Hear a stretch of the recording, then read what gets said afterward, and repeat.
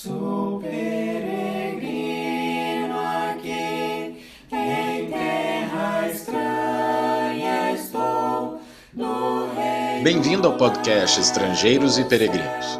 A mensagem de hoje será apresentada por Dennis Allen. Eu quero contar hoje parte de uma história que se encontra em 2 Samuel, capítulo 16, e que ensina uma lição muito importante para nós.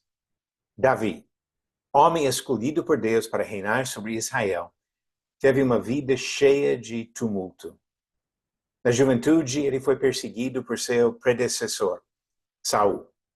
E nos últimos anos, enfrentou problemas graves por causa da rebeldia de seu filho, Absalão. Absalão preparou um golpe contra o pai com o intuito de tomar o trono em Jerusalém. Conquistou o apoio de várias pessoas, inclusive de alguns conselheiros do governo de Davi.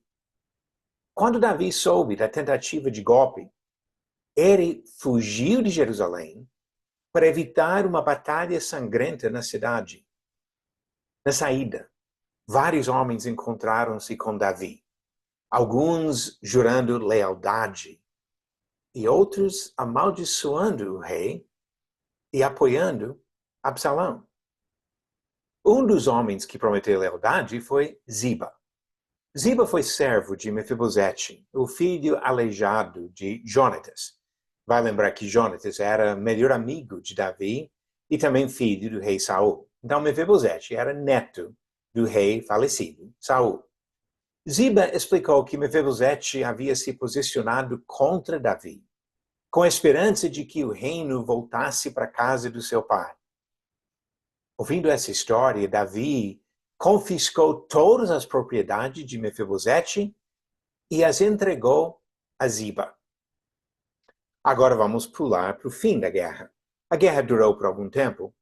Finalmente, as forças de Davi foram vitoriosas e ele voltou a Jerusalém. Logo em seguida, Mefibosete foi falar com o rei. Ele afirmou que jamais havia traído Davi. Explicou que Ziba foi desleal para com ele e que esse servo o acusou falsamente. Ouvindo o lado de Mefibosete, Davi mandou que dividisse as propriedades que o rei havia dado para Ziba, devolvendo a metade para Mefibosete. 3.000 anos depois, nós ainda não sabemos quem foi o traidor. Davi aceitou uma acusação feita por Ziba sem outras testemunhas. E quando Mefibosete contrariou a história e acusou o próprio Ziba, a reação de Davi sugere sua incapacidade de julgar o caso. Quem falou a verdade? Quem foi o traidor? Mefibosete traiu Davi ou Ziba traiu Mefibosete? Um dos dois foi vítima da injustiça de uma acusação falsa. Mas qual? Essas perguntas não são respondidas. Por que então o Espírito Santo fez questão de incluir essa história nas Escrituras? Obviamente, esse episódio ilustra a confusão gerada por Absalão contra Davi, mas será que ensina outra coisa? Se Davi tivesse investigado o caso, ouvindo os dois lados e exigindo testemunhas antes de aceitar uma acusação, será que ele teria evitado uma injustiça? A lei que o guiava exigia esse procedimento de examinar testemunhas e ouvir 2 ou mais testemunhas. Deuteronômio, capítulo 19, do versículo 15 ao 21, trata disso. Mas Davi se precipitou. Chegou a uma conclusão de forma errada e alguém foi tratado com injustiça. Quando qualquer pessoa ignora os princípios e procedimentos ensinados por Deus, corre o risco de agir injustamente e causar danos aos inocentes.